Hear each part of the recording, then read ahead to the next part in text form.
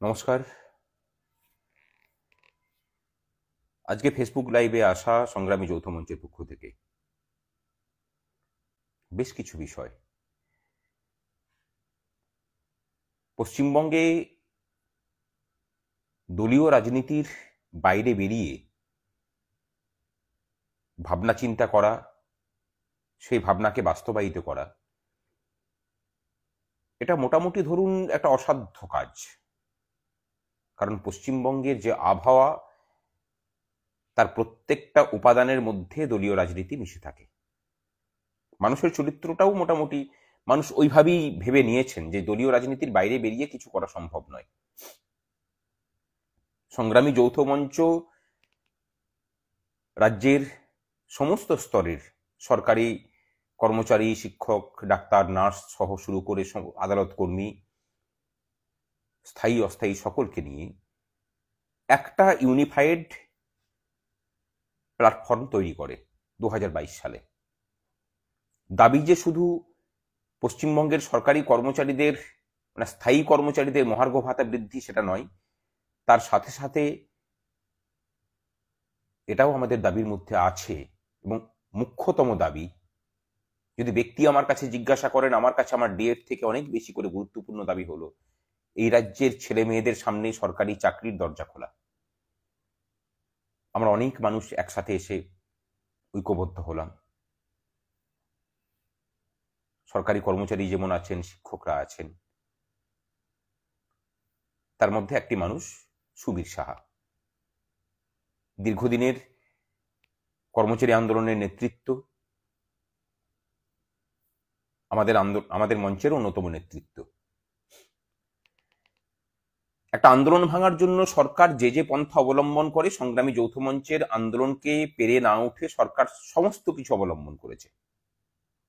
প্রথমে চেষ্টা করেছে আমাদের মধ্যে থাকা, আমাদের সাথে মিশে থাকা মানুষদেরকে দিয়ে আমাদের ভিতরে ভাঙন ধরানোর চেষ্টা করা।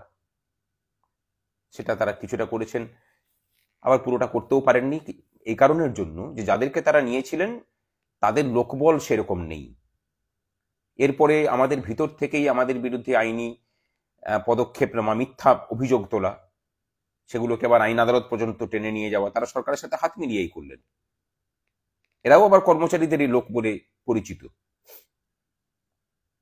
তারপরে পৃথক পৃথক ব্যক্তিবর্গকে কিনতে চাওয়ার প্রচেষ্টা, সেখানেও তারা ব্যর্থ হলেন। এরপরে শুরু হলো শারীরিক নির্যাতন, পুলিশি নির্যাতন এবং মিথ্যা মামলা দেওয়া। এই সমস্ত কিছুকেও আমরা পেরিয়ে গেলাম। সরকার দেখলো এরা তো অপ্রতিরোধ্য।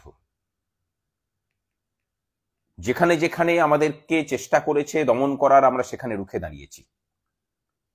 তারা ভাবলেন যে সংগ্রামী যৌথ মঞ্চের মধ্যে যেসব সরকারি কর্মচারীরা আছেন নেতৃত্বে, তাদেরকে যদি বদলি করে বাকিদের মধ্যে যদি ভয় সৃষ্টি করা যায়, এবং সেই কাজটাই তারা শ্রীবাস তেওয়ারিকে দিয়ে করলেন। শ্রীবাসদার ক্ষেত্রে আমরা এখনো পর্যন্ত আটকাতে পারিনি, শ্রীবাসদারটার মামলা চলছে, কিন্তু সুবীরদার মামলাটা তৎক্ষণাৎ আমরা প্রথমে দপ্তরে ডেপুটেশন দেওয়া, দপ্তরে জমায়েত করে সেখানে আন্দোলন করা, সেখানে যখন কাজ হলো না, আদালতে যাওয়া, স্যাটে মামলা হলো। স্যাটে মামলা যেদিন শুনানি হবে তার আগের দিন রাত্রেবেলাতে স্যাট জানালো যে এই মামলা শুনানি হবে না, অনির্দিষ্টকালের জন্য পিছিয়ে দেওয়া হচ্ছে। স্যাট বসবে না 15 দিন পর্যন্ত। ততদিন পর্যন্ত সুবীর সাহাকে যোগদান করতে, মানে কোন লেভেলে খেলাটা চলছে চিন্তা করুন। নবান্ন থেকে নির্দেশ দিয়ে স্যাটের বিচারপতিকে বেঞ্চে বসতে দেওয়া হচ্ছে না, শুধু সংগ্রামী যৌথ মঞ্চকে টাইট দিতে হবে বলে। সেই অর্ডারকে চ্যালেঞ্জ করে আমরা রাতারাতি হাইকোর্টে মুভ করলাম। হাইকোর্ট বলল যে 3 সপ্তাহ পর্যন্ত সুবীর সাহাকে কোথাও যোগদান করতে হবে না। এর মাঝখানে তারা করলেন কি, সুবীর সাহা ছুটিতে থাকাকালীন তাকে রিলিজ অর্ডার ধরালেন বেআইনি ভাবে। 3 সপ্তাহের মধ্যে তার বিরুদ্ধে কোনো কোয়েসিভ অ্যাকশন নিতে বারণ করেছিলেন হাইকোর্ট। তা সত্ত্বেও কিছু আধিকারিক আছেন, তার মধ্যে ওই ধনিয়াখালীর সিডিপিও আছেন, হুগলির ডিপিও আছেন, এবং এই চাইল্ড ডেভেলপমেন্ট মানে আইসিডিএস প্রজেক্টের যিনি ডিরেক্টর পশ্চিমবঙ্গের তিনি আছেন।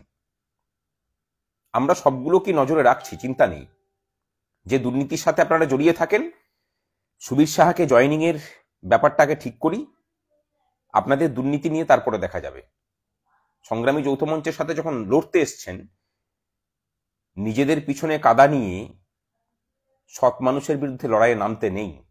এই 3 ব্যক্তিবর্গকে বিশেষ করে তাদের বিরুদ্ধে এটা বলে রাখলাম। যদি হুমকি মনে করেন তাহলে হুমকি, আর যদি মনে করেন যে অন্যভাবে বলছি তাহলে সেটাই। সুবীর সাহাকে 3 সপ্তাহের মধ্যে বললেন যে এটাকে আবার স্যাটে মামলাটা শুনতে হবে। স্যাট যেই হাইকোর্টের মামলা হলো তখনই কিন্তু স্যাট আবার বসে গেল, বললো যে আমাদের উকিলকে বললেন যে কোনো দিন আপনারা শুনানি করতে চাইবেন, শুনানি করুন, কোনো অসুবিধা নেই। স্যাটে আমরা জিতলাম। আস্পর্ধা দেখুন, স্যাটের রায়কে অমান্য করে তার দপ্তর, সুবীর সাহার দপ্তর, তার অফিসে তাকে জয়েন করতে দিল না, তার ছুটি ক্যান্সেল করলো। যেহেতু হাইকোর্টের নির্দেশ থাকা সত্ত্বেও সুবীর সাহার বেতন বন্ধ করা হয়েছিল, আমরা হাইকোর্টে কোর্ট অবমাননার মামলা করলাম। আগে একটা দিন শুনানি হয়েছে, নোটিশ জারি হয়েছিল এই 3 আধিকারিকের বিরুদ্ধে যাদের নাম করলাম। আজকে সুবীর সাহার মামলার শুনানি হয়েছে এবং সেখানে পরিষ্কার নির্দেশ দেওয়া হয়েছে আগামী সোমবার তাকে যোগদান করাতে হবে। 1 নাম্বার। অতি দ্রুত তার 2 মাসের বেতন তাকে প্রদান করতে হবে। 2 নাম্বার। আমরা এরপরে যেটা করব, এই আধিকারিকদের বিরুদ্ধে ব্যবস্থা হবে। ওদের দুর্নীতি নিয়ে তো পরে কথা হবে, দাঁড়ান। আমরা ধীরে চলো নীতি নিয়েই যখন স্ক্রুটাই টাইট করব, তখন সেই টাইট স্ক্রু দিয়ে যাতে কেউ বেরিয়ে পালাতে না পারে তার ব্যবস্থা রেখেই সংগ্রামী যৌথ মঞ্চ কাজ করে। ওই ডিরেক্টর, ডিপিও এবং সিডিপিও আপনারা তৈরি থাকুন।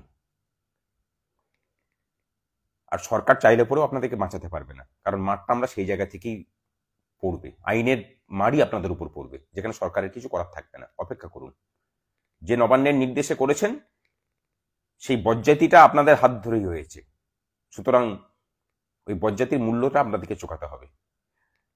এটা দিয়ে পরে আমরা এই কথাটা পশ্চিমবঙ্গ সরকারের যেসব আধিকারিকরা আছেন তাদেরকে এটা বলতে চাই যে ভুল করেও সংগ্রামী যৌথ মঞ্চের সাথে লড়তে এসেন না। সংগ্রামী যৌথ মঞ্চ সহ এই রাজ্যের কর্মচারী যারা আছেন তাদের কারোর বিরুদ্ধে লড়তে গেলে সংগ্রামী যৌথ মঞ্চ সেখানে রুখে দাঁড়াবে এবং আধিকারিকদের জন্যও কিন্তু আমরা লড়াইটা করছি। কজন আধিকারিক আর আইএস আইপিএস আছেন যারা কেন্দ্রীয় হারে মহার্ঘ ভাতা পান? আধিকারিকদের ডিএ নিয়েও কিন্তু আমরা লড়াইটা করছি। আপনাদের বাড়ির ছেলে মেয়ে আছে, তাদেরও চাকরির রাস্তাটা খোলার জন্য আমরা কিন্তু লড়াইটা করছি। তখন আপনাদের প্রতিপক্ষ হয়ে দাঁড়াতেও বৃহতের স্বার্থে আমরা বিন্দুমাত্র পিছু পা হব না। আর সুবীর সাহার যখন বেতন বন্ধ ছিল, আমরা কিন্তু বেতনটা সুবীর সাহার যা পেমেন্ট মাসের 1 তারিখে সেই পেমেন্টটা আমরা দিয়ে গেছি।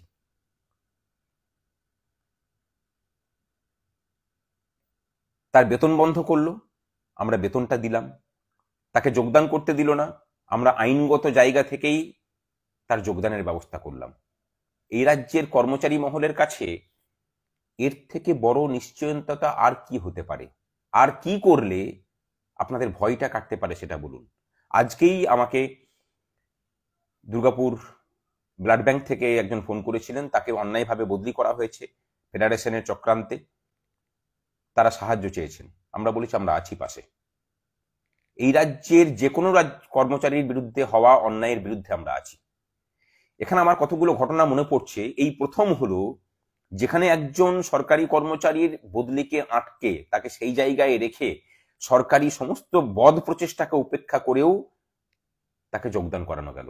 আজকে আদালতে তার দপ্তর কি বলেছিল জানেন? যে তাকে জয়েন করিয়ে নিচ্ছি, তার বেতনটা চালু করতে পারবো না। বিচারপতি বলেছেন যে এটা আপনাদের ইয়ার্কি মারার জায়গা নয়, যেটা বলেছি সেটা করবেন, না হলে আপনাদের বিরুদ্ধে ব্যবস্থা হবে। তখন আর কথা বাড়ায়নি এরা। আমরা বেআইনি কোনো কাজ করি না। আর দ্বিতীয় হচ্ছে যে কর্মচারীদের স্বার্থ আমরা কোনো সময় ছাড়ি না। এই 2 বছরের মধ্যে একটা ক্ষণেও আমরা পাবেন না যেখানে কোনো সংকীর্ণ রাজনীতির স্বার্থে কর্মচারীদের স্বার্থ বিরোধী কোনো কাজ করেছি বা এই সরকারকে সাহায্য করেছি। খুব স্পষ্টভাবে ঘোষণা করি, এই সরকারের আমাদের কর্মচারী শিক্ষকদের প্রতি অন্যায়ের প্রতিবাদ করতে যারা আমাদের পাশে এসে দাঁড়াবেন, সেটা যে কোনো রাজনীতিরই হোক না কেন, আমরা তাদেরকে স্বাগত। আমাদের কোনো ছুতমার্গ নেই। অনেকের অনেক ছুতমার্গ আছে, সেসব ছুতমার্গ নিজের বাড়িতে রাখবেন। এটা দলীয় রাজনীতির বাইরে থাকা একটা প্ল্যাটফর্ম।